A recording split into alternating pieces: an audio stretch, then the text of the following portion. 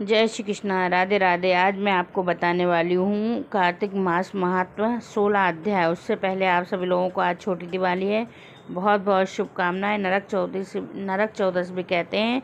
और आज यम का दीप लगाने से अकाल मृत्यु का भय नहीं रहता और घर में बीमारियाँ नहीं आती। तो आप लोग भी यम दीप जरूर लगाएं।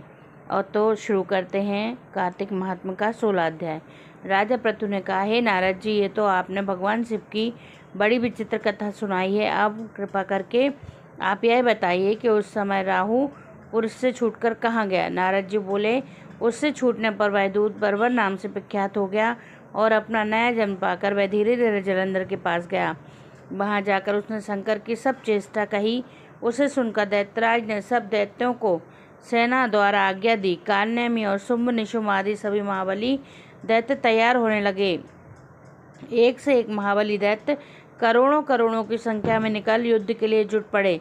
महाप्रतापी सिंधुपुत्र शिव जी से युद्ध करने के लिए निकल पड़ा। आकाश में मेघ छा गए और बहुत अपशगुन होने लगे। शुक्राचार्य और कटे सिर वाला राहु सामने आ गए। उसी समय जलंधर का मुकुट खिसक गया, परंतु वह नहीं रुका। इधर इंद्रादिक सब देवताओं ने कैलाश पर शिव जी के पास पहुंचकर सब वृतांत सुनाया। यह भी कहा कि आपने जलंधर से युद्ध करने के लिए भगवान विष्णु को भेजा था।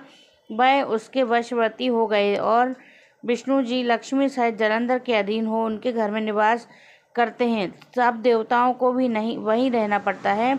अब वह बलि सागर पुत्र आपसे युद्ध करने आ रहा है। इतने पापों से मारकर हम सबकी रक्षा करें। यह सुनकर शंकर जी ने विष्णु जी से पूछा, हे ऋषिकेश, युद्ध में आपने जलंधर का संहार क्यों नहीं किया और बैकुंठ छोड़ा अपने घर में कैसे चले गए। यह सुनकर विष्णु जी ने हाथ जोड़कर नम्रता पूर्वक भगवान शंकर से कहा, उसे आपका अंशी और लक्ष्मी का भ्राता होने के कारण ही मैंने उसे नहीं मारा। वह बड़ा वीर और देवताओं से अजय है। इसी पर मुग्ध होकर मैं उसके घर में निवास करने लगा हूँ। विष्णु जी ने इन वचनों को सुनकर शंकर जी हंस पड़े। उन्होंने कहा, हे विष्णु, आप यह क्या कहते हैं। मैं उस जलंधर को अवश्य मारूंगा। अब आप सभी देवता जलंधर को मेरे द्वारा ही मारा गया जान अपने स्थान को जाइए।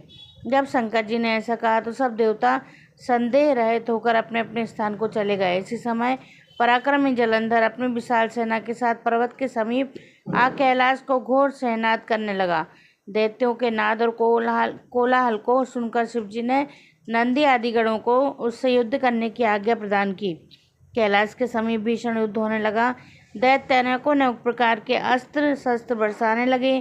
भेरी, मृदंग, शंख और वीरों तथा हाथी घोड़ों और रथों के शब्दों से शाब्दित हो पृथ्वी कांपने लगी।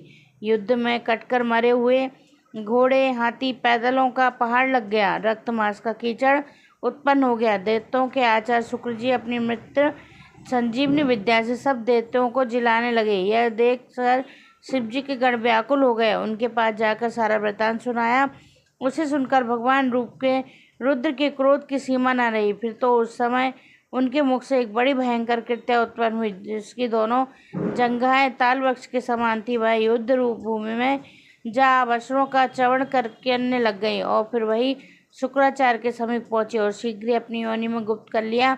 फिर स्वयं भी अंतर्ध्यान हो गई। शुक्राचार्य के गुप्त हो जाने से दैत्यों को मुख मलिन पड़ गया और वे युद्ध भूमि को छोड़ भागे। इस पर शुंभ, निशुंभ और कालनेमी आदि सेनापतियों ने अपने भागते हुए वीरों को रोका। शिव जी के नंदी आदि गणों ने भी, जिसमें गणेश और स्वामी कार्तिकेय जी भी दैत्य थे, दैत्यों से भीषण युद्ध करना आरंभ कर दिया। आगे की कथा सुनेंगे हम कार्तिक मास महात्म अध्याय 17 में। जय श्री कृष्णा, राधे राधे।